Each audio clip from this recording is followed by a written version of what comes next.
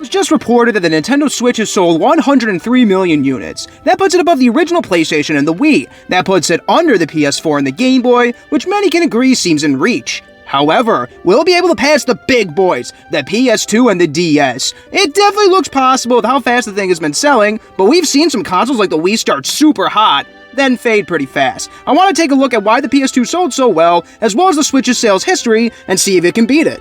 Let's start with the Switch itself and how it's sold this much already. There are numerous reasons as to why it's selling well. First of all, it's just a brilliant idea and it was marketed brilliantly. This fully realized what Nintendo probably wanted the Wii U to be. Being able to take the console and turn it into a handheld is a neat idea, and neither one of Nintendo's, in quotes, competitors, and Microsoft and Sony provide a device that does what it does. One could argue that mobile gaming could be considered a competitor or a threat, but the Switch is just such a different beast. There are plenty of PS5 vs Xbox Series X articles and debates out there, but that's tough to do with the Switch because it's a completely different animal. Gotta get to the software, man. Year 1 had a brand new 3D Mario, as well as Breath of the Wild, a game that has been hyped for years. Throw in a new Splatoon, a solid Wii U port in Mario Kart 8 Deluxe, several big third-party titles like Skyrim, and even some smaller Nintendo titles like Xenoblade 2, and we might have the best first-year software lineup of any console ever. In the first few years, they kept pumping out their biggest games, like Smash Ultimate, Pokemon Sword and Shield, Animal Crossing, New Horizons, and Super Mario Party, just to name a few.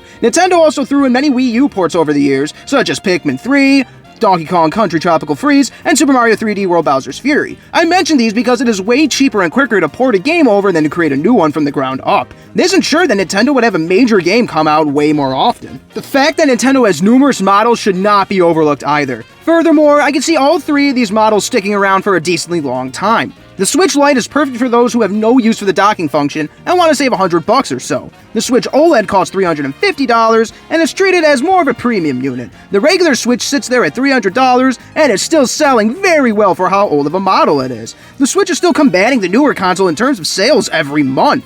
Keep in mind that I'm using USA dollar units because that is where I live. Those $50 between the regular model and the OLED model here can be different in other regions, meaning that the regular Switch can still stand out even more. There have been numerous articles stating that the Switch is outpacing the PS4 in sales. In the first year on the market, it sold about 14 million units. It was reported in the latest fiscal report that the Switch has now sold 103 million units after roughly 5 years on the market. That makes it one of the fastest selling consoles of all time. So now let's talk about how Nintendo can respond and push more units. The first thing that comes to my mind is the fact that the Switch hasn't received a proper price cut yet. The standard model has always been $300, at least around here. The Lite has always been around $200. For multiple Black Fridays now, they simply bundled a digital copy of Mario Kart 8 Deluxe with the regular model and called it a day. The $200 Switch Lite is already pretty accessible and cheap, but you're naturally going to have people hold out for that sweet price cut anyway. Even just bundling Mario Kart 8 Deluxe or Animal Crossing with the Switch Lite can probably push a good few more units. Slashing the regular Switch to something like $250 would get some people on board as well.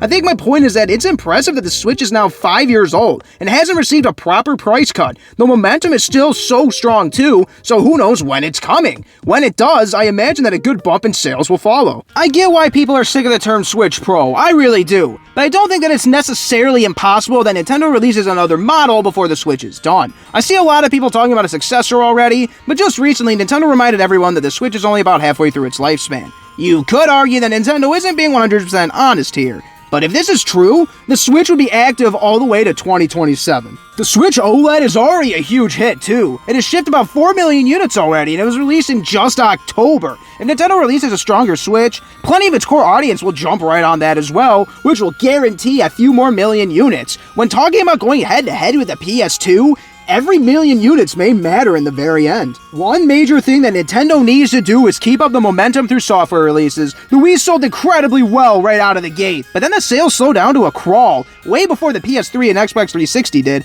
At least from a consumer perspective, it seemed like Nintendo just slowed dramatically with the releases on the Wii in around 2011. It seemed like Nintendo isn't slowing down at all right now though, as 2022 looks to be an insane year for releases. A new 3D Kirby, Breath of the Wild 2, Mario Strikers, Pokemon Legends Legends Arceus, Bayonetta 3, Pokemon Scarlet and Violet, Nintendo Switch Sports, they are still releasing huge games that have the potential to move hardware. That's not to mention that they still have some games like Metroid Prime 4 in the pipeline. If they want to sell as many Switch hardware units as they can, this is arguably priority number one. However, are the sales of the Nintendo Switch slowing down? Every console eventually has its peak year, with the sales dwindling years after that. Last year might have been the Switch's peak, as it shipped roughly 28 million units. Nintendo has forecasted that they will ship 23 million units next year due to the worldwide semiconductor shortage. Let's just say that Nintendo theoretically hits this mark.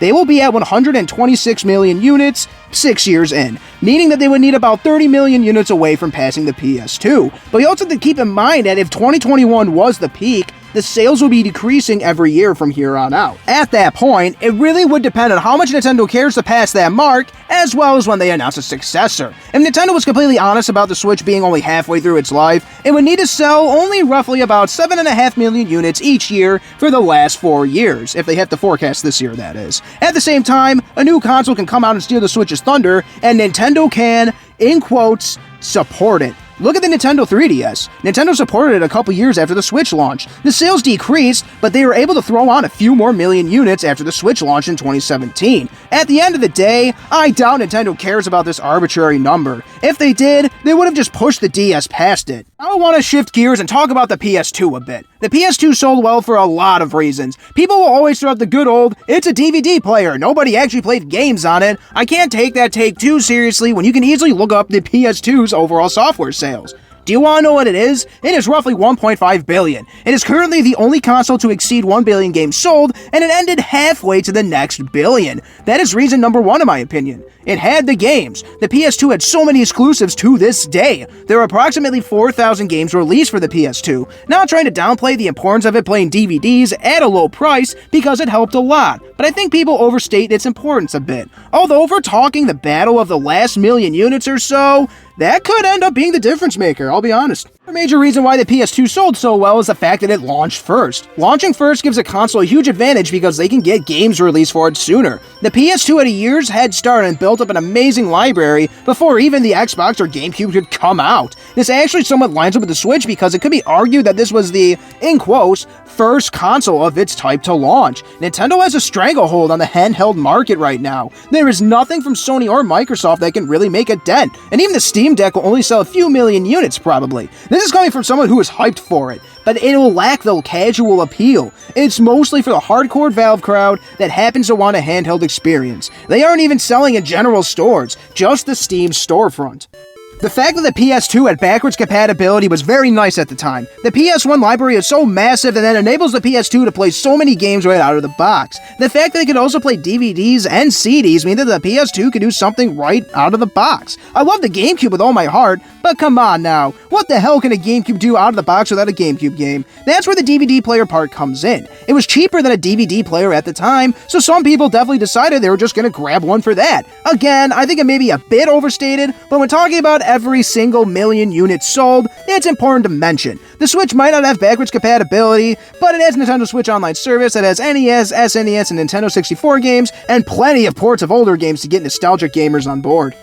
But honestly, I think the biggest reason was this: right place, right time. Sony was coming off of the heels of the PS1, a console that overtook the Nintendo 64 by a margin of nearly 3-1. The Nintendo 64 is my favorite console of all time, but even I can admit that they screwed up. Nintendo's arrogance was on full display, pissing off third-party developers by going with expensive cartridges. That's not to mention that the Xbox brand was just starting out. They had a lot to prove. Gamers trusted Sony with their amazing PS1 generation, and they took the momentum right by the horns. This aligns with the Switch pretty perfectly. The gaming population trusts Nintendo's handhelds, which we can consider the Switch one. Their failures mostly come from their consoles, such as the GameCube, Wii U, and to an extent the Nintendo 64. Their handhelds have historically sold super well. The DS is the second highest selling console of all time. Their lowest selling handheld, the 3DS, still sold around a meaty 76 million units. The only Nintendo home console to eclipse that number is the Wii. It was a smart move on Nintendo to bank on another handheld unit instead of going to the home console route this generation. It could be argued that the answer really can't be determined yet.